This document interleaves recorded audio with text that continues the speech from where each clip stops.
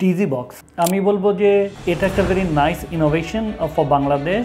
আমার এটা শুনে হয়তো অনেকেই বলবেন যে ডিজি বক্সের মতো এরকম জিনিস অন্যান্য দেশে আছে, আমাদের পার্শ্ববর্তী দেশ হয়তো ইন্ডিয়াতেই আছে। বাট আমি ডিজি বক্স এই কোম্পানিটার সবচেয়ে ইন্টারেস্টিং জিনিস বলবো যে ওনারা এই জিনিসটা লোকালি প্রডিউস করে। এই জিনিসগুলো আমরা যখন কোনো একটা সুন্দর জিনিস দেখি বিদেশে, ওটা আমরা নিয়ে আসি, সাধারণত ইম্পোর্ট করে নিয়ে আসি, বাট ওনারা এই জিনিসটা দেশে প্রডিউস করে। সো এটাতে করে যেমন দেশীয় প্রযুক্তি ব্যবহার হয়, সেরকম কর্মসংস্থানেরও তৈরি হয়।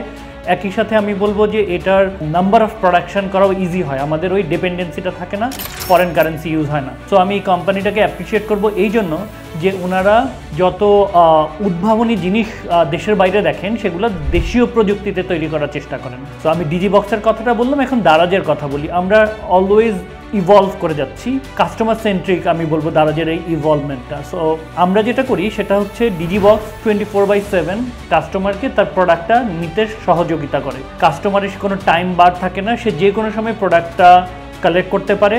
এতে করে কাস্টমারের জন্য এটা একটা কনভিনিয়েন্স হয়। আমি মিন্টু চৌধুরী, যেহেতু একজন চাকরিজীবী, তো সবসময় আমি ডিজি বক্সটাকে খুব প্রেফার করি, কারণ অফিস আওয়ার বা নিজের সময় মতো নিজে এখান থেকে কালেক্ট করে নেওয়া যায়, মানে কাউকে আবার ঠিকানা বোঝানো বা এই জটিলতাটুকু থাকে না। এটা একটা দিক। আরেকটা দিক বলবো যে বাংলাদেশে এই যে একটা নতুন উদ্যোগ নিয়েছে, এই উদ্যোক্তাদেরকে আমরা সহযোগিতা করছি।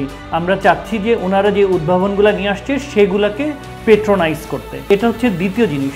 তৃতীয় আমরা বলবো যে দারাজ সবসময় এনভায়রনমেন্ট ফ্রেন্ডলি কাজ করে। যেমন ডিজি বক্সের আরেকটা প্রোডাক্ট নিয়ে আমরা কাজ করছি, সেটা হচ্ছে ডিজি হুইল। সো ওনাদের যেই এনভায়রনমেন্ট ফ্রেন্ডলি ইনোভেশনগুলো আছে, যেই প্রযুক্তিগত ইনোভেশনগুলো আছে, সেগুলোকে আমরা পেট্রোনাইজ করার চেষ্টা করি। সো আমি বলবো যে আমাদের এই কোলাবোরেশন ফিউচারেও থাকবে এবং এটা দেশের জন্য অনেক ভালো একটা ইনিশিয়েটিভ।